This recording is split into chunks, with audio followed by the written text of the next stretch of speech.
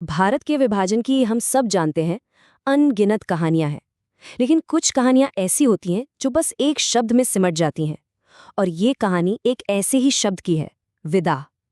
अब विदा का मतलब सिर्फ दुख नहीं है, नहीं, ये वो जलन है, वो पीड़ा है जो कभी कभी बुझती नहीं। तो चलिए आज हम उसी व्यक्तिगत दर्द को समझने की कोशिश करते हैं।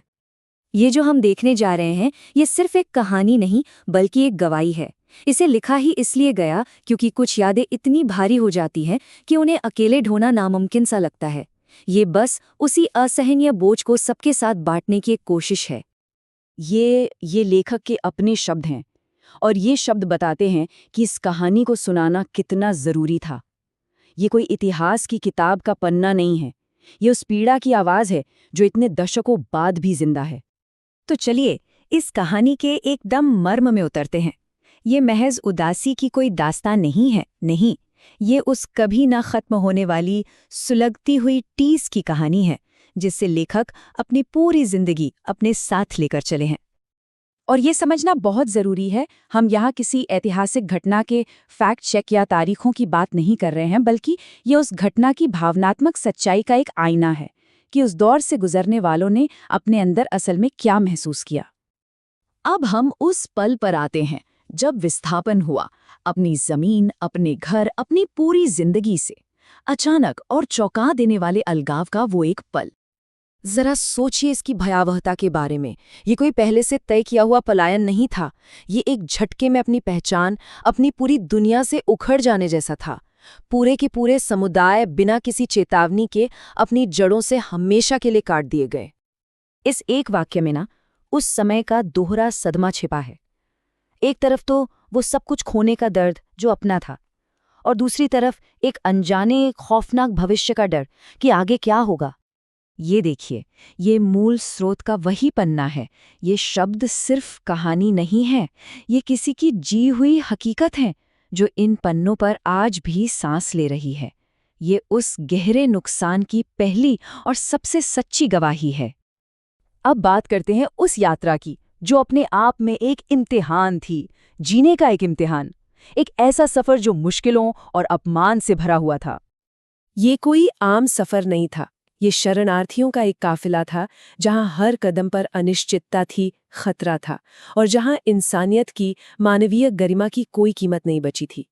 स्रोत से लिए गए ये शब्द उस अमानवीय अनुभव की एक सीधी तस्वीर खींचते हैं। ये उस साझा पीड़ा को दिखाते हैं जहां लोगों को इंसान नहीं बल्कि बस सामान समझा जा रहा था। स्रोत का ये एक और पन्ना इस गवाही को और भी पुख्ता करता है। हमें उस यात्रा की कठिनाइयों और कैंपों में फैली उस हताशा भरे माहौल की एक झलक देता है। तो ठीक है, सफर खत्म हुआ, मंजिल पर पहुंच गए। फिर क्या हुआ? ये हिस्सा उस कठोर सच्चाई को दिखाता है जब लोग एक नई जगह पर पहुंचे, लेकिन बिल्कुल बेसहारा। अक्सर हमें लगता है कि यात्रा का अंत राहत लेकर आता है ना? लेकिन यहाँ कहानी बिल्कुल अलग थी। सुरक्षा की उम्मीद तो दूर, यहाँ से तो जिंदगी को शून्य से दोबारा बनाने की एक और मुश्किल लड़ाई शुरू हुई। ये एक वाक्य उस गहरे अकेलेपन और लाचारी को बयां करता है जिसका सामना मंजिल पर पहुंचकर करना पड़ा। जैसा कि स्रोत में लिखा है, ये एक ऐसी हालत थी जहां वो पूरी तरह से बेआसरा थे, बिल्कुल अकेले। और सबसे अहम बात ये है कि ये अतीत कभी धुंधला नहीं पड़ता।